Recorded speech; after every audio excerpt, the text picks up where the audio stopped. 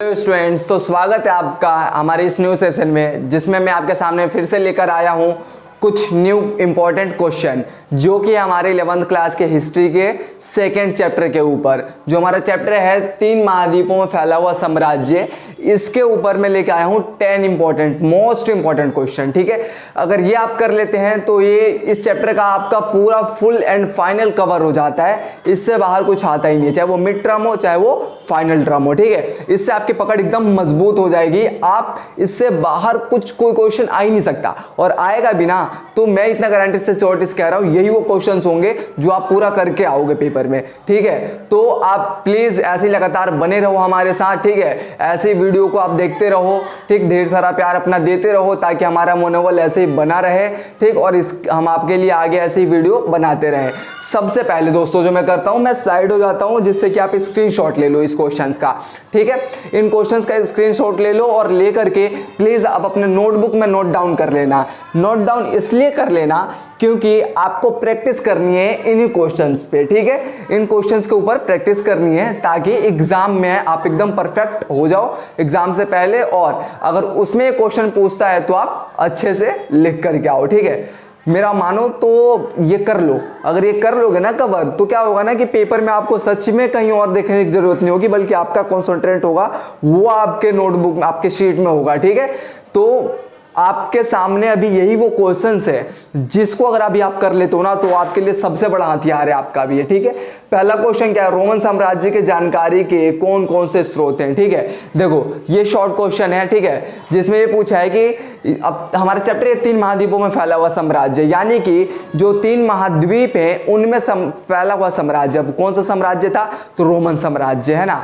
तो इसी पे पूछ रहा है क्वेश्चन कि रोमन साम्राज्य के जानकारी के कौन कौन से स्रोत हैं, बताओ आप हमारे सामने। ठीक है, तो आपको इस क्वेश्चन में उसका आंसर लिखना है। ठीक है, दूसरा, पेपायरस से आप क्या समझते हैं, सबसे इंपॉर्टेंट क्वेश्चन है और साथ साथ आसान भी है, बहुत आसान क्वेश्चन है आपके लिए। ठीक है, पेपायरस से आप क्या समझते हैं, अगर आपने पढ़ा होगा तो आप जरूर इसका आंसर जानते होंगे, और नहीं पढ़े होंगे तो अब भी इससे भी आप पढ़ सकते हैं चाहे तो, क्योंकि पेपर में अभी कुछ दिन है और कुछ घंटे बच्चों के लिए बहुत बन जाते हैं। अगर चाहें तो आप भी चाहें तो ये 6 से 7 दिन के गैप को 6 से 7 महीनों में कन्वर्ट कर सकते हैं, सिर्फ रिवीजन करके, याद करके, रिवीजन करके।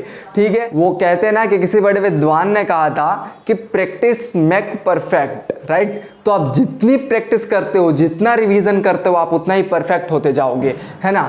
तो आओ अगले पे देखो क्वेश्चन पे, सेनेट का क्या अर्थ है तथा इसके द्वारा कौन कौन से कार्य किए जाते थे। देखो बहुत इंपॉर्टेंट क्वेश्चन है बच्चों। ठीक है, जिसको आप कवर करते हो तो आपके यहाँ पे मेरे ख्याल से कम 3 वरना 8 नंबर में क्वेश्चन जरूर आता है। ठीक है, सेनेट का क्या अर्थ है तथा इसके कौन कौन से कार्य इसके द्वारा किए जाते थे। ठीक, अगला है, रोमन साम्राज्य के प्रशासन की व्यवस्था को समझाइए, यानी कि रोमन साम्राज्य का प्रशासन किस तरह चलता था, उस व्यवस्था को समझाना है। ठीक है, कि उसकी कौन कौन से चीज़ें थी जो उसको चलाया करती थी, व्यवस्थाएं चलाती थी, उसका पूरा व्याख्यान करना है आपको। ठीक है, अगला क्वेश्चन कह रहा है, रोमन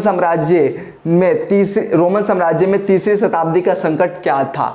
ध्यान से सुनना और पढ़ना भी। रोमन साम्राज्य में तीसरी शताब्दी का संकट क्या था और मध्यकाल के संकट से क्या अभिप्राय है। दोनों क्वेश्चन एक ही है, अथवा जहां लिख दूं ना मैं, या फिर और समझ जाना कि क्वेश्चन का पूछने का अर्थ एक ही है, तरीका अलग अलग है। क्वेश्चन पूछ एक ही बात रहा है, ठीक है, कि भाई मेरे को दाल चावल दे दो या फिर दाल भात दे दो। ठीक है, पर चाहिए उसको खाना ही। ठीक है, तो पूछने का तरीका इसका अलग है। ठीक, पर पूछ एक ही बात रहा है ये। ठीक है, तो ध्यान रखो कि रोमन साम्राज्य की तीसरी शताब्दी का संकट क्या था या फिर मध्यकाल के संकट से क्या अभिप्राय है। तो आपको इसमें वही लिखना है कि रोमन साम्राज्य के सामने तीसरी शताब्दी का संकट क्या आया था, उस संकट के बारे में पूरा विस्तार से बताना है आपको। ठीक है, अगला देखो हमारा जो छठा क्वेश्चन है, रोमन साम्राज्य में लिंग, साक्षरता तथा संस्कृति की स्थिति का वर्णन कीजिए। ये भाई देख लो मोस्ट इंपॉर्टेंट क्वेश्चन है ये। ठीक है, पूछेगा ही। इसमें पूछ रहा है पहले लिंग, फिर साक्षरता तथा संस्कृति के बारे में, यानी कि वहां पे लिंग व्यवस्था क्या थी, किस तरीके से थी, साक्षरता मतलब एजुकेशन क्या था। ठीक है, और यहाँ पे संस्कृति की क्या स्थिति थी, इन तीनों को ही बताना है रोमन साम्राज्य के अंदर क्या स्थिति थी। ठीक है, तो ये लॉन्ग क्वेश्चन है, प्रैक्टिस जरूर करना इस पे छोड़ के मत जाना कि हाँ चलो बस देख लिया हो गया, अब क्या ही रह गया टाइम, नहीं। क्योंकि कहते हैं ना कि थोड़ा थोड़ा अगर हर एक चैप्टर से पढ़ो तो उससे बेहतर होता है कि भले कुछ ही चैप्टर को पढ़ो पर परफेक्ट यानी अच्छे से पढ़ लो, है ना। तो आप कुछ चैप्टर ही पढ़ के जाओ पर ऐसे पढ़ के जाओ कि उसमें से अगर जो भी क्वेश्चन पूछे उसको आप सही से करके आओ, है ना।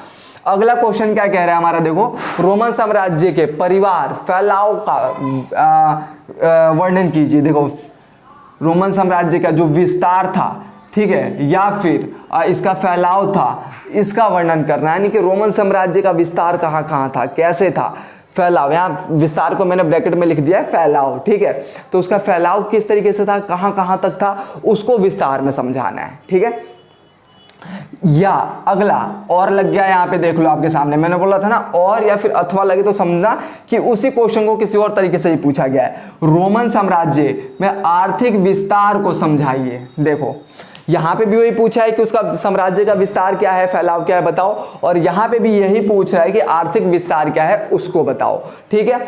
अगला कह रहा है रोमन साम्राज्य के रोमन साम्राज्य के श्रमिकों पर किस प्रकार नियंत्रण किया जाता था, विस्तार से समझाइए। यानी कि रोमन साम्राज्य के जो श्रमिक थे उस पर रोमन साम्राज्य किस प्रकार से यहाँ नियंत्रण करता था, इसको बताना है। यानी कि जो रोमन साम्राज्य के श्रमिक थे ना, उन श्रमिकों पे रोमन साम्राज्य कैसे अपना नियंत्रण रखता था, काबू रखता था, उसको बताना है इस क्वेश्चन के आंसर में, ठीक है। कंफ्यूज नहीं होना है। अगर हो तो कमेंट सेक्शन ओपन पड़ा है, जब चाहो कमेंट कर सकते हो, हम उसका रिस्पॉन्स भी करेंगे, है ना। जैसे कि आप किसी भी कॉमेडी वीडियो में रिस्पॉन्स करते हो ना कि ये ऐसे हंस रहा है, वो ऐसे हंस रहा है, तो सेम आपके लिए एजुकेशनल वीडियो है, ठीक है। इसमें आपके फायदे के लिए हम वीडियो बना रहे हैं जिसमें कि आप पढ़ पाओ अच्छे से, और जो भी आप में कमी है उसमें सुधार है। तो आपको कुछ समझ नहीं आ रहा तो आप कमेंट में जरूर बताओ कि हाँ जी सर मुझे ये समझ नहीं आ रहा, या फिर ये क्वेश्चन का आंसर बताइए। हम काफ़ी बच्चों को हेल्प भी करते हैं कमेंट्स के थ्रू बताने के लिए, ठीक है। देखो, अगला है रोमन साम्राज्य के पतन के क्या कारण थे। भाई ये मोस्ट इंपॉर्टेंट है, देख लो, मोस्ट इंपॉर्टेंट क्वेश्चन है कि रोमन साम्राज्य के पतन के क्या कारण थे, बताओ। अब देखो, जो साम्राज्य है उसका पतन तो होता ही है। अधिकतर साम्राज्यों के बारे में हमने पढ़ा है, उनका हमने देखा है कि पतन भी हुआ है, ठीक है। चाहे रोमन साम्राज्य हो या फिर वो हड़प्पा सभ्यता हो, कोई भी, ठीक है, हमने देखा है कि सबका पतन होता है। तो उनके पतन के क्या कारण थे, उन कारणों को यहाँ पे उजागर करना है। इसी को एक और तरीके से पूछा गया, रोमन साम्राज्य का किस प्रकार से अंत हुआ, ठीक है, अथवा है यहाँ पे, यानी कि किस प्रकार से अंत हुआ। तो देख लो, दोनों क्वेश्चन एक ही है, पूछने का तरीका बस अलग है। तो आपको लिखना क्या है, एक ही बात, ठीक है, समझ के लिखना है पेपर में। अगला कह रहा है कि डायोक्लिशियन के शासनकाल का वर्णन कीजिए। यानी कि जो इनका शासनकाल था किस तरह था, किस प्रकार से था, इसका वर्णन करना है इसमें, ठीक है।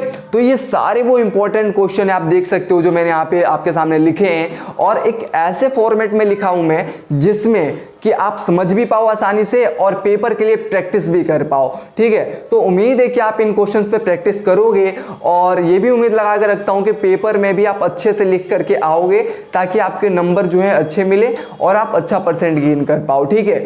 वैसे ही जाते जाते अगर आपको वीडियो अच्छी लगी हो तो सब्सक्राइब कीजिएगा, ठीक है।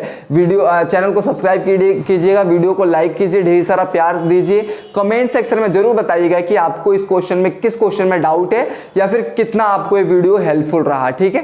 Thank you.